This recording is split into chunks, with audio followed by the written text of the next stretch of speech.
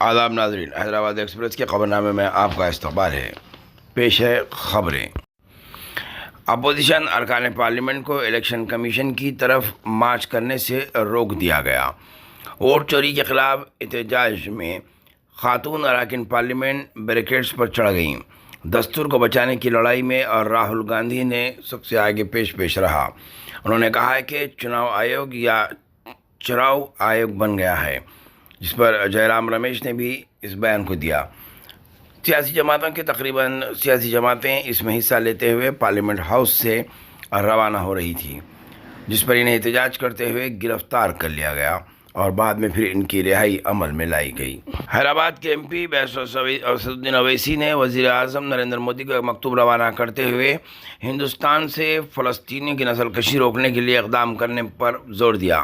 انہوں نے لوک سبھا میں وقفہ صفر کے دوران بحث کا بھی مطالبہ کیا ہے۔ اویسی نے کہا کہ فلسطین کے غزہ میں قحط و بھکماری کو روکنے کے لیے اقدامات کرنے چاہیے۔ اسرائیل کو فلسطینی نسل کشی اور صفائی سے روکنے کے لیے بھی اقدام کرنے کی ضرورت ہے۔ انہوں نے 6 صفحات پر مشتمل ایک لیٹر وزیر اعظم نریندر مودی کو روانہ کیا۔ چیف منسٹر ریونت ریڈی سے مہیش کمار گوڑ کی ملاقات ہوئی۔ ادارہ جات، مقامی انتخابات، تحفظات اور دیگر امور پر تبادلہ خیال کیا گیا۔ دونوں قائدین کے درمیان میں اس بات چیت کو کافی اہمیت دی جا رہی ہے۔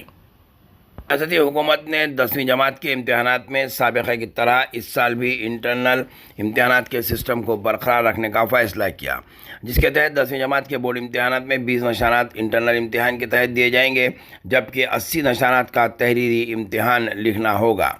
بتایا گیا ہے کہ گزشتہ سال حکومت نے انٹرنل امتحانات کو ختم کرنے کا فیصلہ کیا تھا، لیکن تاہم اچانک حکومت نے اپنے فیصلے پر نظر ثانی کرتے ہوئے دوبارہ وہی سسٹم کو لاگو کیا ہے، جس سے سرپرستوں اور طلباء میں مسرت کی لہر دوڑ گئی۔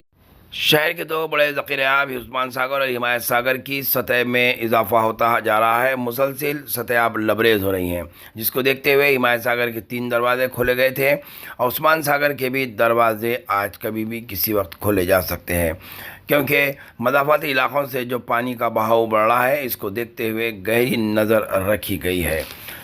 موسم محکمات کی جانب سے بھی ابھی بھی الرٹ جاری ہے۔ شہر میں اور مسلسل بارش کا سلسلہ ہو سکتا ہے آنے والے 2-3 دن تک، لہذا حکومت کی جانب سے بھی الرٹ جاری کیا گیا ہے اور عثمان ساگر، حمایت ساگر کے اطراف و اکناف کے اطراف میں بسنے والے لوگوں کو مولدی منتقل کرنے کی بھی ہدایت دی گئی ہے۔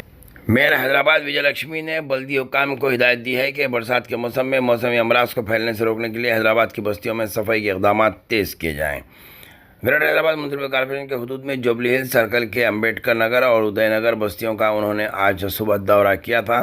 میئر نے ہدایت دی کہ امبیڈکر نگر اور ادے نگر کے سڑکوں کے کنارے پر بڑا تعمیری ملبہ فوری طور پر ہٹایا جائے۔